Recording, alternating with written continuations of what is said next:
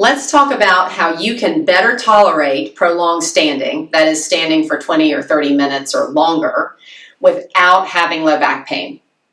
I often get this question: what exercises do I need to practice so that I can stand longer and not hurt so much? Well, although there are several different reasons why your back may start to hurt after you've been standing for a while, I find that very often just a few tweaks to your posture is all you need to stand longer and more comfortably. Now, I know you're thinking, oh no, not posture. I hate thinking about my posture. But what I want you to understand is that posture is fluid. It is basically a collection of habits that you've developed over time on how you carry yourself or hold yourself, and it's never too late to improve them. So what I want you to do is stand up and place your feet shoulder width. I'm standing sideways so you can better see my position.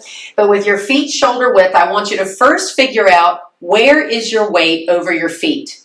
So just take a moment and decide, are you more to the left, more to the right, more forward, more backward? And I'll give you a hint. For most of us modern people, you're going to notice that our weight is over the balls of the feet. Now, that's very natural because most of us in this modern day and age have been wearing a shoe with a little bit of a lifted heel since we were little kids. So that means that we've gotten used to having our weight over the balls of our feet, even when we're barefoot. So even when you're in your flip-flops at the beach, your weight is likely centered over the balls of your feet. So just take a moment here and put your hands around your pelvis and move your pelvis back until your weight is squarely over your arches. Now, if for some reason you find that you're the opposite and your weight is back over your heels, then do the opposite. Move your pelvis forward a little bit until your weight is solidly over your arches. But that's hack number one. Now, hack number two is the orientation of the pelvis. We're going to improve the orientation of the pelvis. So with your hands around your pelvis, like I had you just a moment ago, I want you to figure out whether your pelvis is fairly vertical. So think of it kind of like a bucket. You know, if it were a bucket full of water, if it's vertical, then it can hold water all the way up to the top. If it's tipped forward a little, then water would spill out of the front.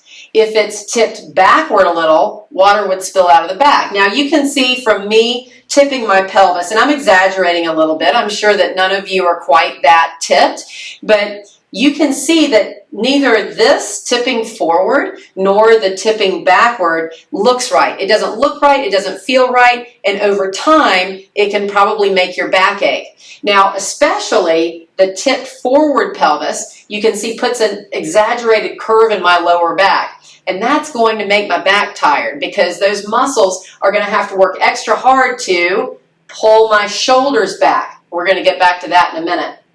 So what I want you to do if you find that the pelvis is tipped forward or backward is simply move it in space and reorient it vertically. Now, for most people, this is the hardest part. It feels really weird, and if you're especially tipped forward, you're going to feel like these muscles in the front of your hips and thighs here are resisting you when you're trying to tip the pelvis back into a more vertical or neutral position.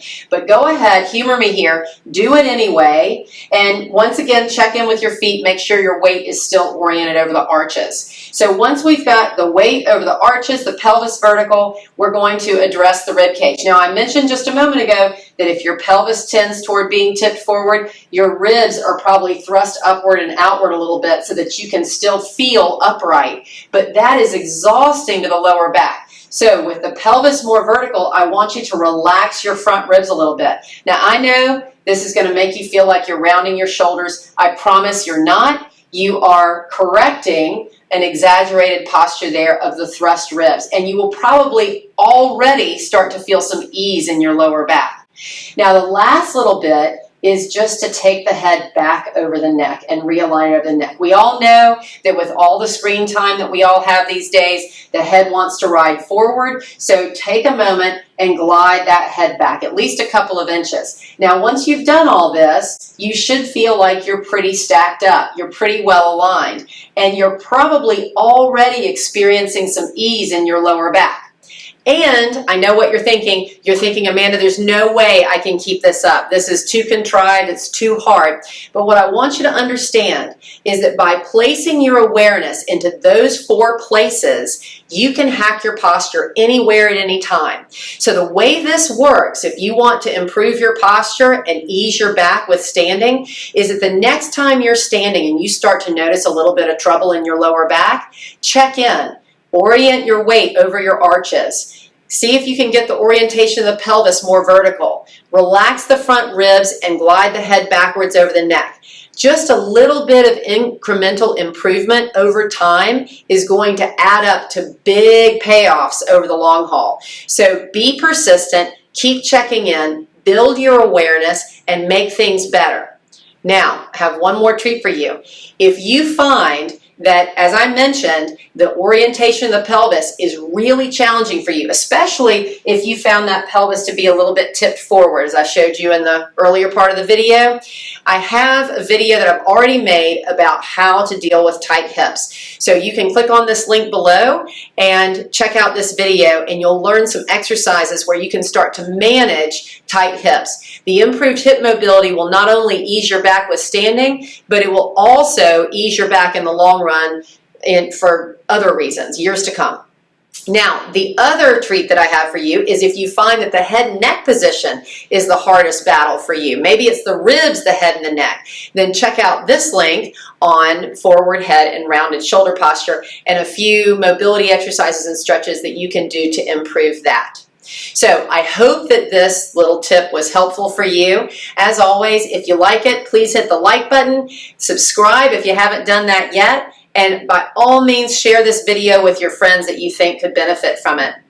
If you want more information about how you can start to get your back healthier and more stable and stronger, check out our new online course, Rebuilding Your Back, and see if that could work for you as well. Until next time, stay healthy and be well.